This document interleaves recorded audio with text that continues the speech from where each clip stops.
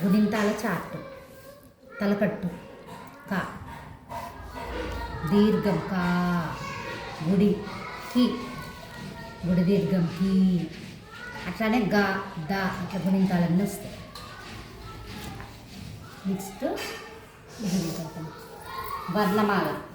ఆ నుండి పండిన వరకు వర్ణమాలకు సంబంధించి తలకట్టు దీర్ఘాలు గుణింతం గుర్తులు.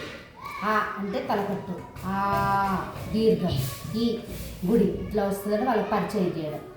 వీటి నుంచి అన్ని పదాలు రాకుండా పాకు సంబంధించిన పదాలన్నీ నేను చదువుతాను. అటు పాకు సంబంధించిన పదాలు పలక, పాలు, పా గుణింతం పలక, పాలు, పిలక. అలాగే జాగుణింతం, జాగుణింతానికి సంబంధించి చాగుణింతం, పాగుణింతం పదాలు, గాగుణింతం పదాలు. ఇది సరళ పదాలు. ఇవి చూపించేసి పిల్లలకి ఇందులో సరళ పదాలు ఏవి అనేవి ఇందులో వేయడం. సరళ పదమా అంటే లేదంటే ఇప్పుడు దీర్ఘం పదమా, గుణింతం పదమా. గుణింతం పదం అంటే గారు గుణింతాలకు ఇందులో ఇది. దీంతో ఒక్కొక్క దాంట్లో పిల్లలకు 3 వర్డ్స్ పరిచయం. స్టేబుల్, ఇది ఒకటి తీసేస్తే టేబుల్, ఇది తీసేస్తే ఏబుల్. అట్లానే నెక్స్ట్ స్టోన్, ఇది ఒకటి తీసేస్తే టోన్, టీ తీసేస్తే వన్. అట్లానే ఇంకా చాలా ఉన్నాయి పిల్లలకి ఇవన్నీ వర్డ్స్ పరిచయం చేయడం అనుకుంటుంది. నెక్స్ట్ ఇంగ్లీష్లో ఇవి స్మాల్ లెటర్. స్మాల్ లెటర్ని పిల్లలకి ఇచ్చేసి ఇందులో క్యాపిటల్ లెటర్లు ఎక్కడ ఉన్నాయి, ఎన్ స్మాల్ ఎన్ ఎక్కడ ఉంది వాళ్ళు పెడతారు. క్యాపిటల్ ఎన్, ఎమ్ ఇట్లా, ఎస్ స్మాల్ ఎస్ ఎక్కడ ఉంది చూసేసి ఇవన్నీ పిల్లలు ఆల్ఫాబెట్స్ ఐడెంటిఫై చేస్తారు. ఇక్కడ తీయమనడం, క్యాట్ అనుకోండి, సిఏటి క్యాట్ ఇక్కడ పెట్టమనడం. లేకపోతే ఇప్పుడు హెచ్, క్యాపిటల్ హెచ్ తీసి ఇక్కడ పెట్టాలి, హెచ్. అట్లా పిల్లలు ఐడెంటిఫై అవుతారు. ఇంకోటి ఏంటంటే దిస్ ఈజ్ దట్ ఈజ్ పరిచయం చేయడం. దిస్ దట్ ఇది దగ్గర ఉంది కాబట్టి దిస్, గ్లాస్ దీని దగ్గర ఉంది కాబట్టి ఇది దిస్. అక్కడ ఉన్న వర్డ్స్ అనేది తీసి this is a cat, this అంటే ఇక్కడ, దట్ దూరం ఉంది కదా గ్లాసులు అన్నిటికీ, ఇది దట్ అంటే that is a cat, this is a cat అంటే దిస్ దట్ ఇంట్రడ్యూస్ చేయడం అన్నమాట ఆ ఈటీఎల్ అంటే.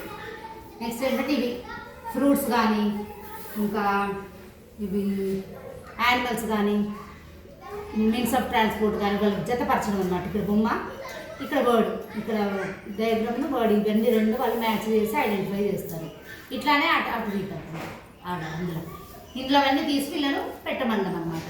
డాగ్ ఎక్కడ ఉంది, క్యాట్ ఎక్కడ ఉంది, అవన్నీ బర్డ్స్ తెలుసుకుంటారు. యానిమల్స్ ఏంటి, వెజిటబుల్స్ ఏంటి, ఫ్రూట్స్ ఏంటి తెలుసుకుంటారు. నెక్స్ట్ ఇవి ఫ్రూట్స్, హౌస్, వుడ్, ఒక చెట్టు, ట్రీకి సంబంధించినవి, దాంతో యూజెస్ ఇవన్నీ దీంట్లో వస్తాయి అన్నమాట. ఇది మ్యాథ్స్ టీఎల్. ఇందులో ఇంత చిన్న టీఎల్తో చాలా నేర్పించవచ్చు పిల్లలకి.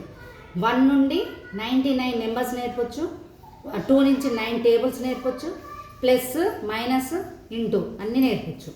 ఎగ్జాంపుల్కి ఎట్లా అంటే 6 + 8 పిల్లల్ని అడిగితే వాళ్ళే పెట్టేస్తారు. 6 + 8 = 14. 1 4 14 వస్తాయి. అట్లా అన్నీ మైనస్లు కానీ ఇంటూలు కానీ దీంతో చెప్పొచ్చు. ఇది పిల్లలకి ఫస్ట్ సెకండ్లో బాగా యూజ్ అయ్యే టీఎల్ అనేది. 1 నుంచి 10 వరకు నెంబర్స్ చెప్పొచ్చు.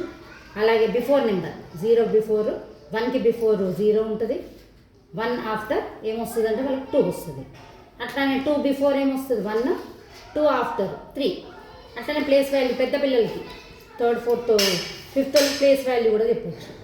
ఇది 1s 10s 100s 10,000 చెప్పి ఇది మొత్తం చెప్పడం. ఇదేంటి 1256 అట్లా చెప్పడం.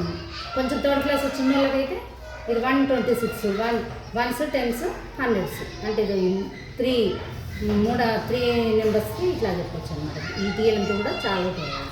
పిల్లలకి ఇస్తే ఇది అగ్గిపుల్లలతోటి నెంబర్స్ చేయడం చిన్నపిల్లలకి. ఇవేమో షేప్స్ చేయడం.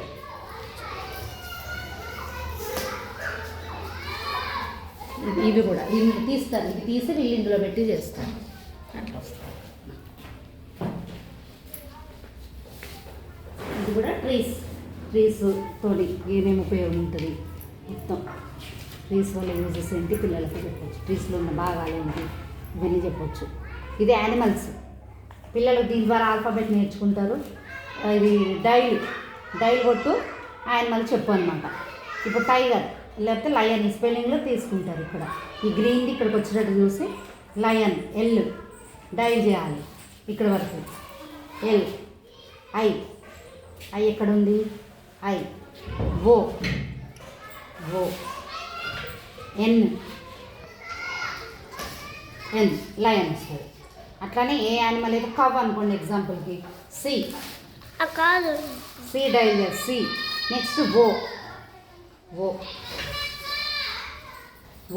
డబల్యూ ఎక్కడ ఉంది? డైల్ ఇట్లా చేస్తాం కాబట్టి డబల్యూ ఇక్కడ చేసేస్తే కవ్ వచ్చేసింది. కవ్ అట్లా యానిమల్స్ ఏంటి ఆల్ఫాబెట్ గుర్తిస్తారు. యానిమల్స్ వాళ్ళు చక్కగా ఇంట్రెస్ట్గా తిప్పుకుంటూ ఏ యానిమల్ స్పెల్లింగ్ నేర్చుకుంటారు. అలా నేను పిల్లలు ఈ టీఎం ద్వారా మన పిల్లలతో అన్నీ నేర్పిస్తాం.